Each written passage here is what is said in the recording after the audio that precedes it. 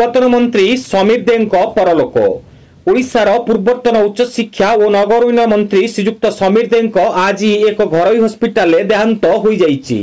ମୃତ୍ୟୁ ବେଳକୁ ତାଙ୍କୁ 67 ବର୍ଷ ହୋଇଥିଲା। ଶ୍ରୀଯୁକ୍ତ ଦେ ଜଣେ ମିଷ୍ଟଭାଷୀ, ପରୋପକାରୀ ଓ ଦରଦୀ ମଣିଷ ଥିଲେ।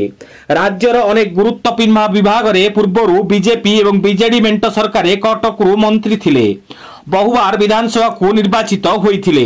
श्रीजुक्त समीर देव देहांतरे राज्यपाल श्री रघुवीर दास, मुख्यमंत्री मोहन चरण माझी और पूर्वतन मुख्यमंत्री श्रीजुक्त नवीन पट्टनायक समेत बहु विशिष्ट व्यक्ति शोक प्रकाश करिसेंती।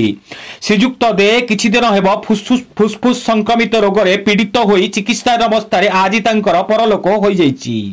यह बीजेपी दल पई अपूरणीय क्षति बोली बीजेपी राज्य सभापति श्रीजुक्त मनमोहन सामल तांकर शोकवार्ता रे कहिसेंती। Bureau report Anudhan TV.